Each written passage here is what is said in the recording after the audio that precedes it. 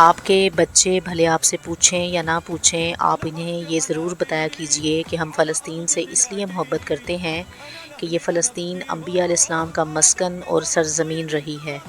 حضرت ابراہیم علیہ السلام نے فلسطین کی طرف ہجرت فرمائی۔ اللہ تبارک و تعالیٰ نے حضرت لوط علیہ السلام کو اس عذاب سے نجات دی جو ان کی قوم پر اسی جگہ نازل ہوا تھا۔ حضرت داؤد علیہ السلام نے اسی سرزمین پر سکونت رکھی اور یہیں اپنا ایک محراب بھی تعمیر فرمایا۔ حضرت سلیمان علیہ السلام اسی ملک میں بیٹھ کر ساری دنیا پر حکومت فرمایا کرتے تھے۔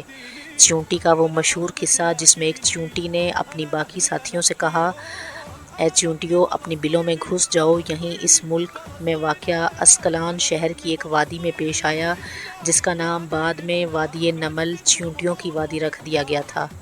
حضرت زکریا علیہ السلام کا محراب بھی اسی شہر میں ہے۔ حضرت موسیٰ علیہ السلام نے اسی ملک کے بارے میں اپنے ساتھیوں سے کہا تھا کہ اس مقدس شہر میں داخل ہو جاؤ۔ انہوں نے اس شہر کو مقدس اس شہر کے شرک سے پاک ہونے اور انبیاء علیہ السلام کا مسکن ہونے کی وجہ سے کہا تھا۔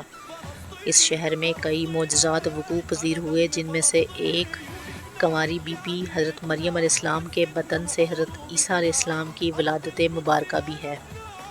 حضرت عیسیٰ علیہ السلام کو جب ان کی قوم نے قتل کرنا چاہا تو اللہ تبارک و تعالیٰ نے انہیں اسی شہر سے آسمان پر اٹھا لیا تھا۔ ولادت کے بعد جب عورت اپنی جسمانی کمزوری کی انتہا پر ہوتی ہے، اسی حالت میں بی بی مریم کا کھجور کے تنے کو ہلا دینا بھی ایک معجزہ الہی ہے۔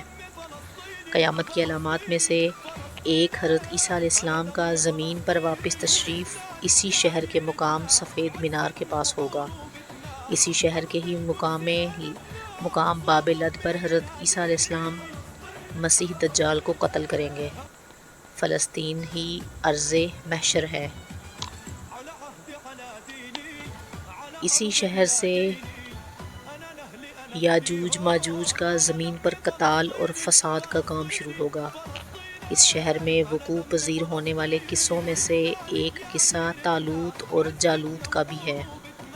فلسطین کو نماز کی فرضیت کے بعد مسلمانوں کا قبلہ اول ہونے کا اعزاز بھی حاصل ہے۔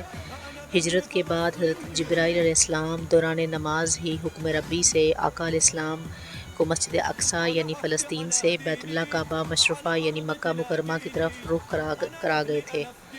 جس مسجد میں یہ واقعہ پیش آیا وہ مسجد آج بھی مسجد قبلتین کہلاتی ہے۔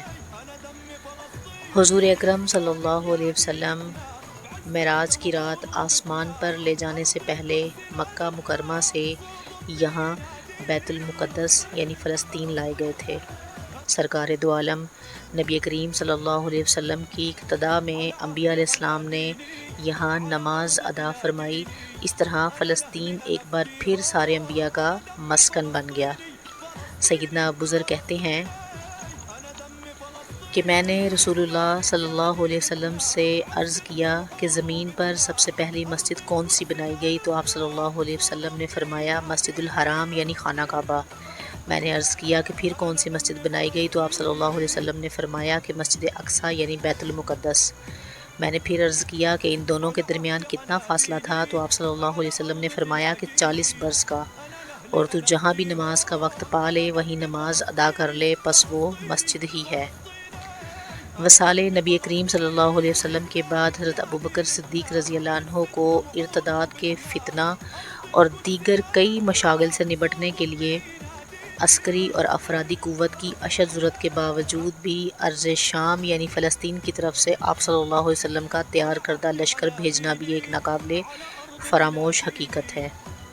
اسلام کے سنہری دور فاروقی میں دنیا بھر کی فتوحات کو چھوڑ کر محض فلسطین کی فتح کے لیے خود سیدنا عمر کا چل کر جانا اور یہاں پر جا کر نماز ادا کرنا اسی شہر کی عظمت کو اجاگر کرتا ہے۔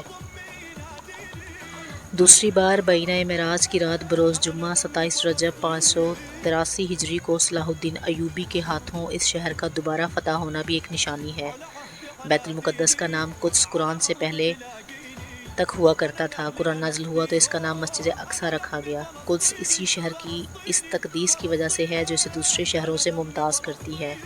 اس شہر کے حصول اور اسے رومیوں کے جبر و استبداد سے بچانے کے لیے 5000 سے زیادہ صحابہ کرام رضوان اللہ علیہم اجمعین نے جام شہادت نوش کیا، اور شہادت کا باب آج تک بند نہیں ہوا، سلسلہ ابھی تک چل رہا ہے۔ یہ شہر اسی طرح شہیدوں کا شہر ہے۔ مسجد اقصیٰ اور بلاد شام کی اہمیت بالکل حرمین شریفین جیسی ہے۔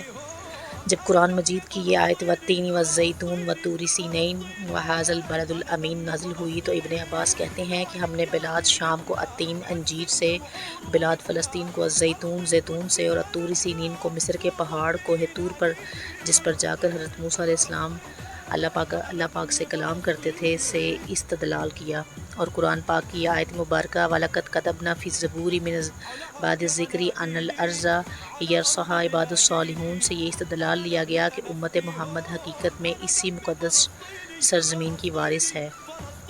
فلسطین کی عظمت کا اندازہ اس بات سے بھی لگایا جا سکتا ہے کہ یہاں پر پڑھی جانے والی ہر نماز کا اجر 500 گنا بڑھا کر دیا جاتا ہے۔